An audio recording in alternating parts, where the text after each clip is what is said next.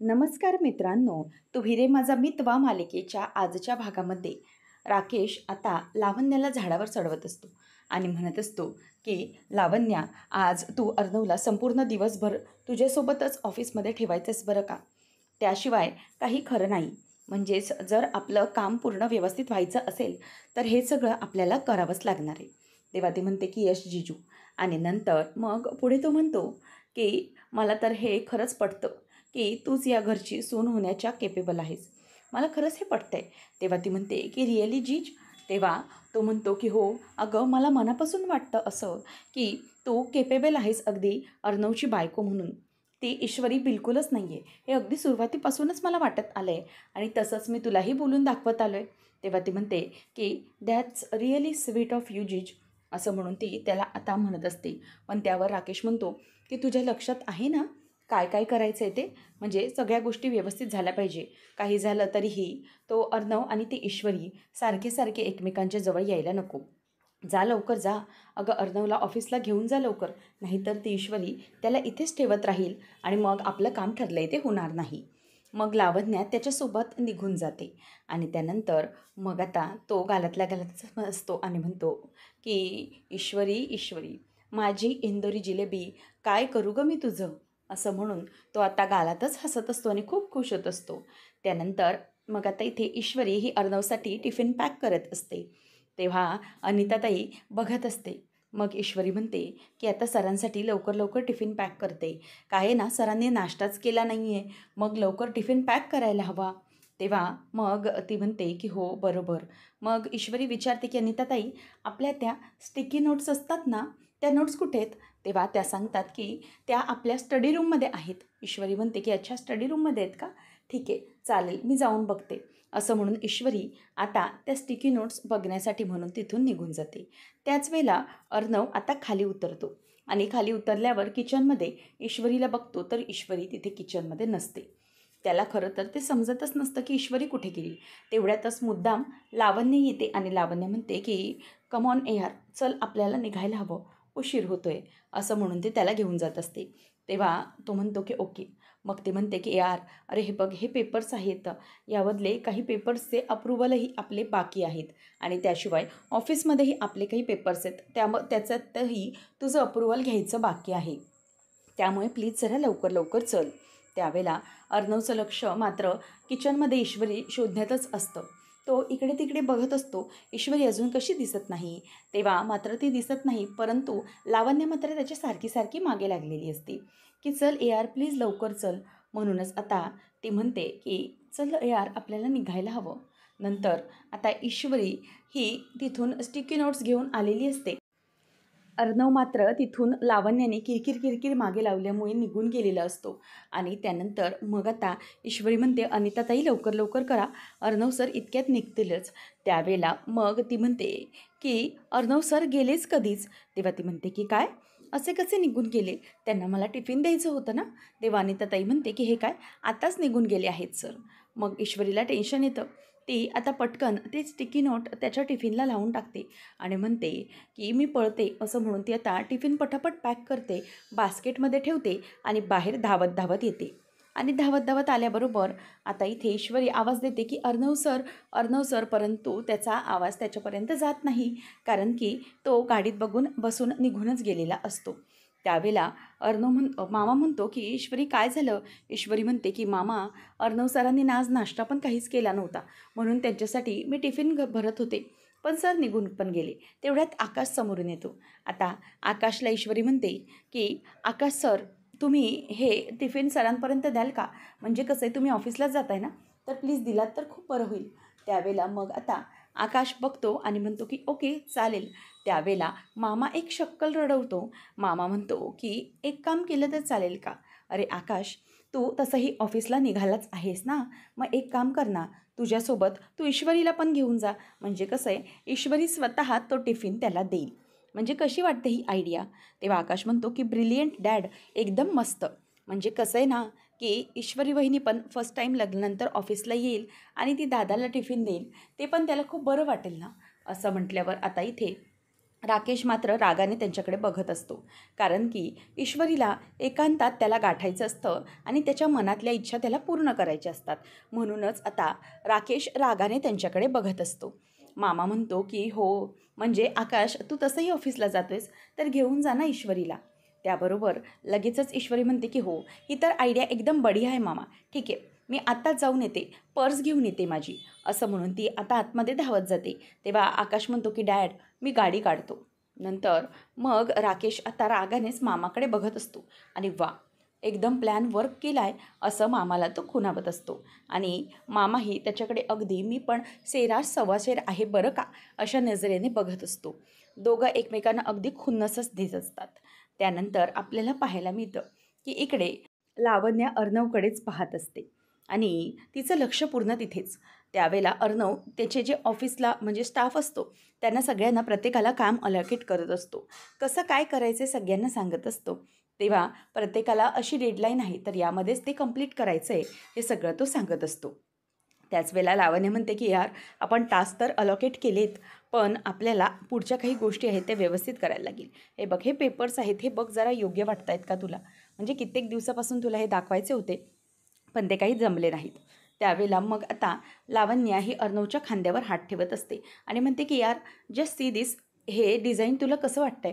म्हणजे मला तरी परफेक्ट वाटतंय, पण तुला कसं वाटतंय मला सांग. असं मुद्दाम ती त्याच्या जवळजवळ जाऊन त्याला विचारत असते.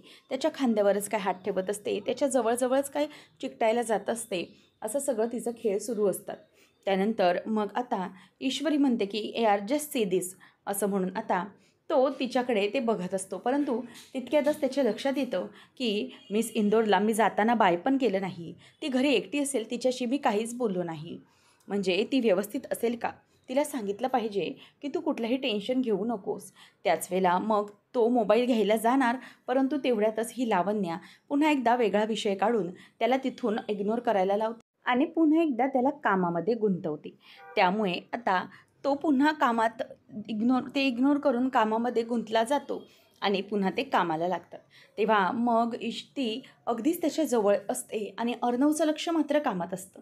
ती त्याच्या खांद्यावर हात ठेवते आणि मनातल्या मनातच विचार करत असते की यार, तू फक्त माझा आहेस, फक्त माझा, या लावण्याचा. आणि काहीही करून यार, मी तुला मिळवणारच, मी तुला कधीही असं एकटं सोडणार नाहीच. असं म्हणून आता ती त्याच्या अगदी जवळजवळ जाण्याचा प्रयत्न करते. तेवढ्यातच तिच्या फोनची रिंग वाजते. ती बघते आणि विचार करते की या मामीने आता मला कशाला कॉल केला आहे. म्हणूनच काही अर्जंट असेल म्हणून ती कॉल घेण्यासाठी बाजूला म्हणून जाते. आणि त्याच वेळेला मामी म्हणते की येस व्हॉट. तेव्हा मग लगेच ती म्हणते की अगं, ती ईश्वरी अर्णवला डबा देण्याच्या निमित्ताने ऑफिसमध्ये येणार आहे. हे ऐकल्यावर लावण्य म्हणते की व्हॉट. अर्णव तिच्याकडे बघतो. या लावण्याला नेमकं अचानक काय झालं हायपर व्हायला असं तो बघत असतो.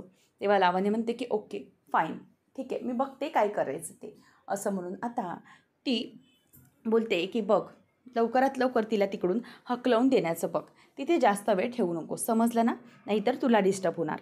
तेव्हा लावण्य म्हणते की हो, मी बघते काय करायचं ते, फाईन. असं म्हणून आता ती फोन लवकरच ठेवते, कारण की अर्णवला जास्त काही बोलायला गेलं तर मग संशय येईल म्हणून.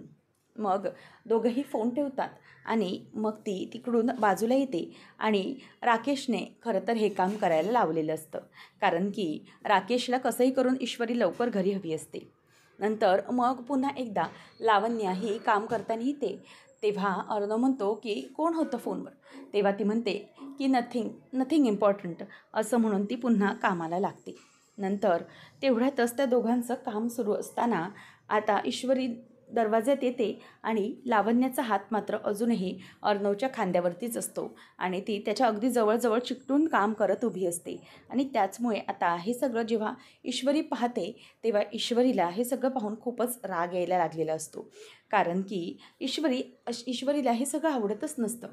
लावण्य अशी त्याच्या नेहमी गलेपडूपणा करत असते, त्यामुळे तिला रागच येत असतो. आता ती मनातल्या मनातच म्हणते की ही काय अशी करते, म्हणजे कितीही काही झालं तरीही हिला काही समजतच नाही. ही अर्णव सरांच्या जवळ जाण्याचा चान्सच बघत असते. मला ना खूप राग येतो हिचा.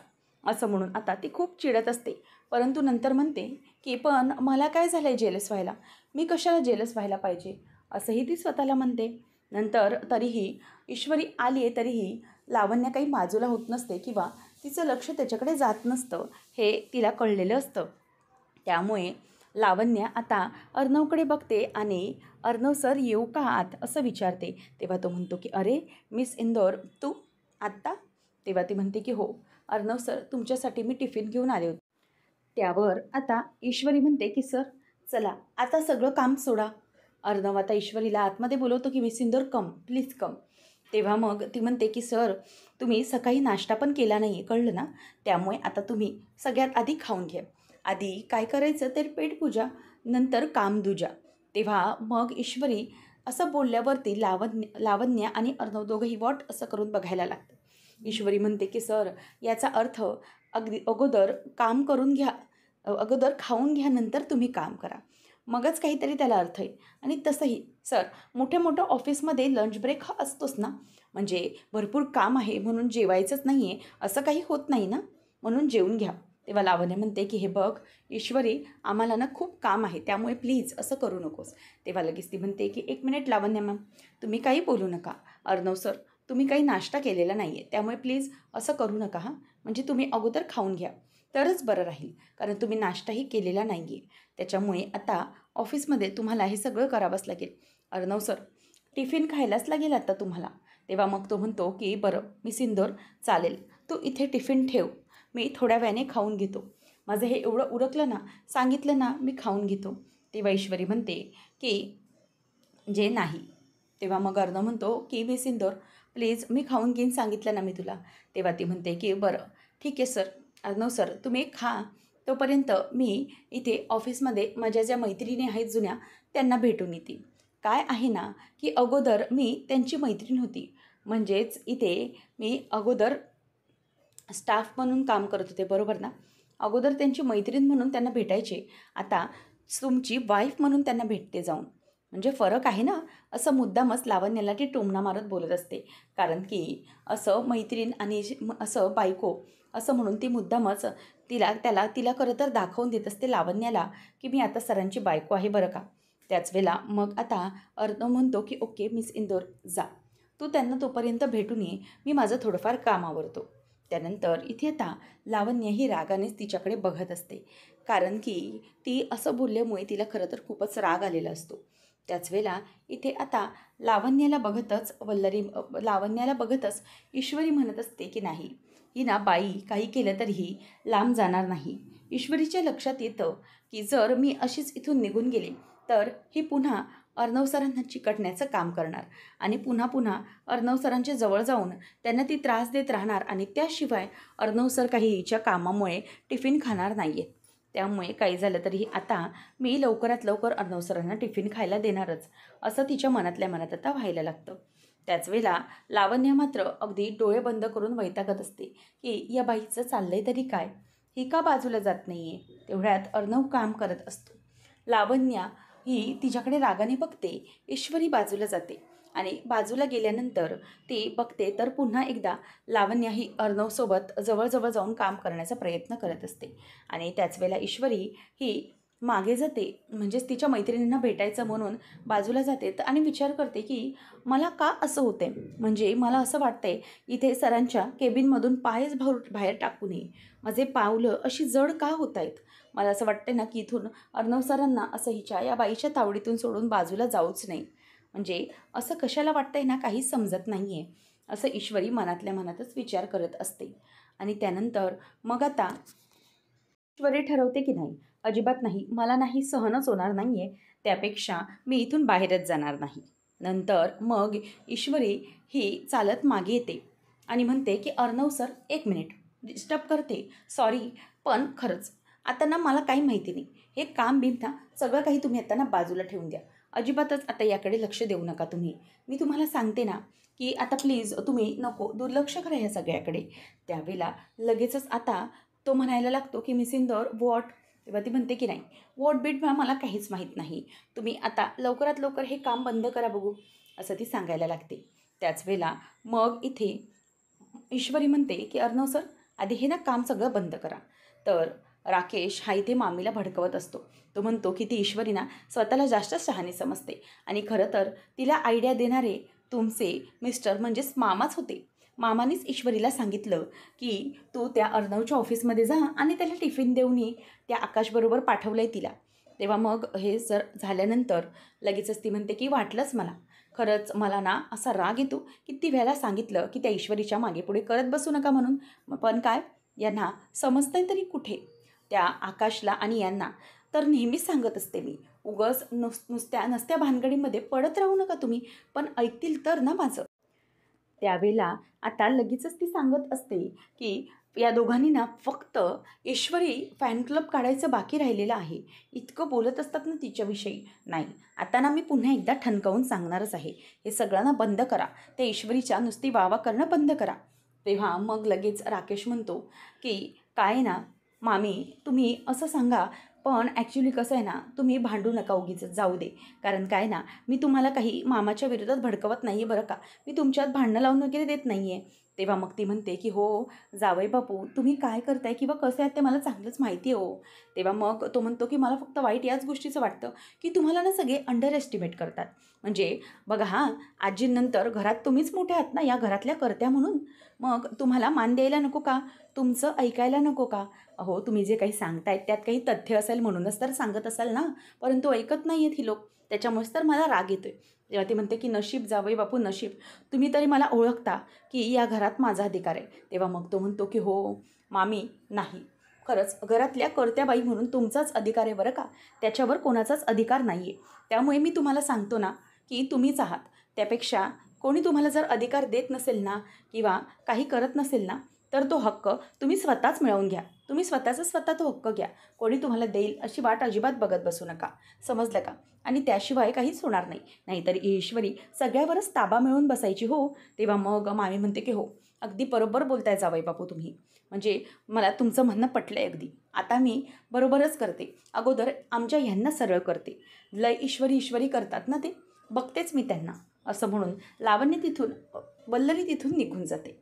तेव्हा आता लगेचच ही ठिणगी लावल्यामुळे राकेश खुश झालेला असतो. तो आपापल्या परीने सगळी सूत्र हलवत असतो. अर्णव म्हणतो की मिस इंदोर, व्हॉट इज दिस. अगं हे काय चाललं आहे, तू आता परत इथे कशाला आलीस, आताच तर तू जाणार होतीस ना. तेव्हा लगेचच ती म्हणते की नाही मी आता जाते आहे. तेव्हा मग अर्णव म्हणायला लागतो की मिस इंदोर, अगं आता तर तू म्हणालीस की मी नंतर टिफिन खाऊन घेऊ. ईश्वरी म्हणते की नाही अर्णव सर, मला हे पटतच नाही आहे ना, पण तुम्ही असं सारखं सारखं काम करत बसणार आणि मग खाणार कधी, तुमची तब्येत बिघडून जाईल. त्यामुळे नको, प्लीज नको हे सगळं. आता ना तुम्ही हे सगळं कामबिम थांबवा बरं का. सगळं थांबवून टाका आणि आता लवकरात लवकर तुमच्या कामाला म्हणजेच तुम्ही आता हे सगळं करायला लागा, खायला लागा. तेव्हा तितक्यातच बाहेरून आकाश येतो. आकाश म्हणतो की एक मिनिट, जे काही वहिनी बोलते ना ईश्वरी वहिनी, ती अगदी करेक्ट बोलते. दादा तिचं म्हणणं अगदी परफेक्ट आहे.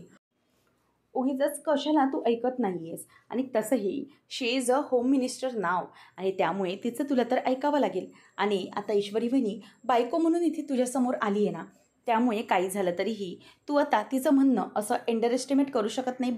कळलं का. त्यामुळे आता ना तू अजिबातच काही ऐकायचं नाही. चल आता सगळं काम ठेवून दे आणि जेव्हा वहिनी म्हणेल तेव्हा लंच टाईम असं आता करायचं. कारण की लग्नानंतर फर्स्ट टाईम ती आपल्या ऑफिसमध्ये आली आहे. त्यामुळे प्लीज तू तिचं म्हणणं असं तोडू नको आणि ती जे काही बोलते ते प्लीज आता तू कर, असं आता तो म्हणायला लागतो.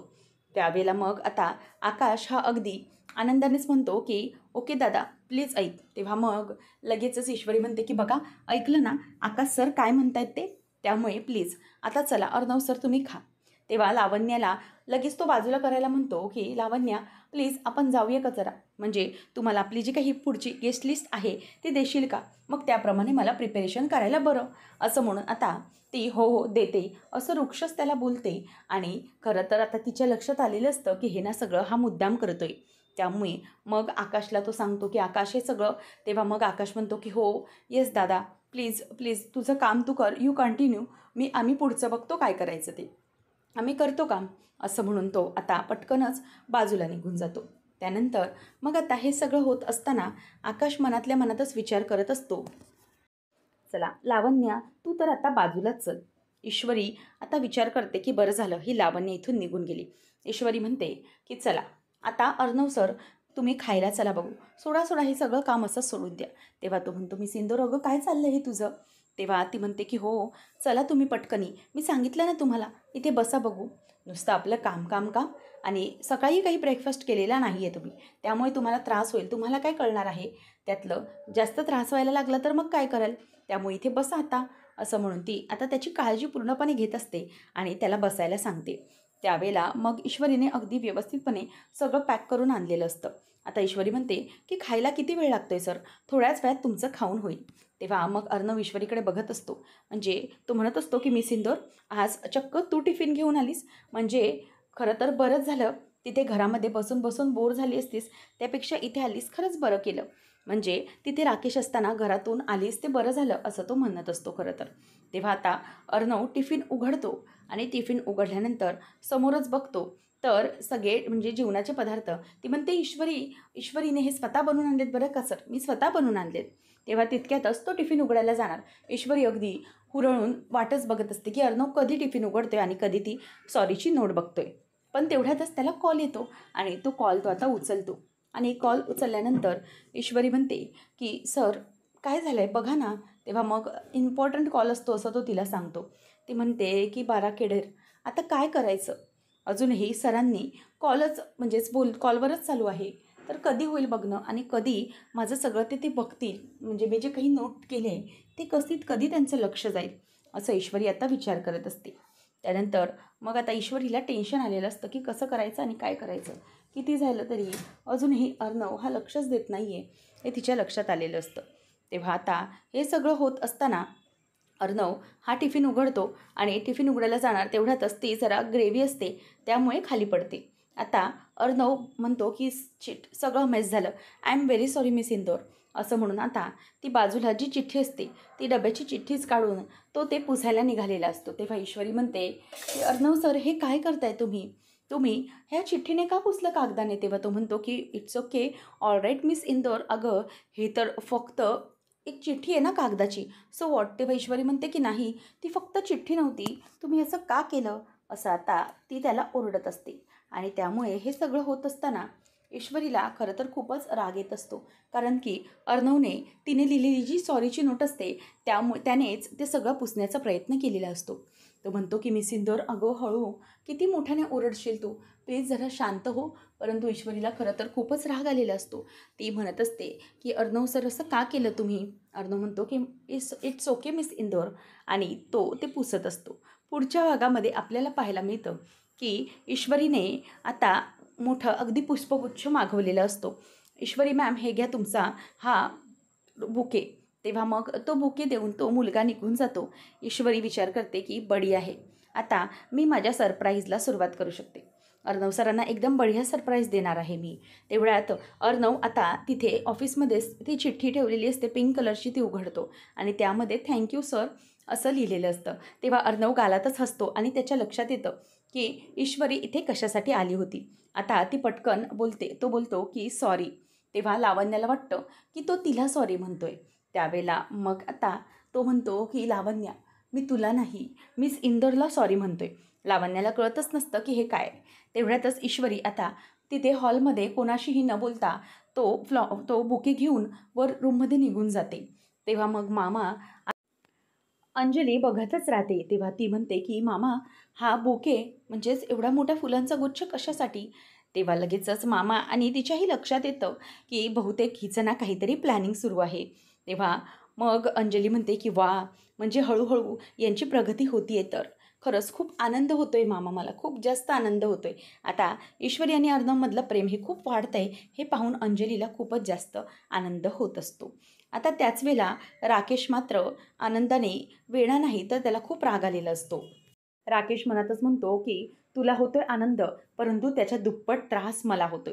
काही झालं तरीही या दोघांना वेगळं ठेवायलाच हवं, असं आता तो बोलत असतो. नेमकं आता पुढे काय घडणार हे पाहणं अगदी रंजक ठरणार आहे. असेच अपडेट्स जाणून घेण्यासाठी आजच आपल्या चॅनलला सबस्क्राईब नक्कीच करा मित्रांनो. धन्यवाद.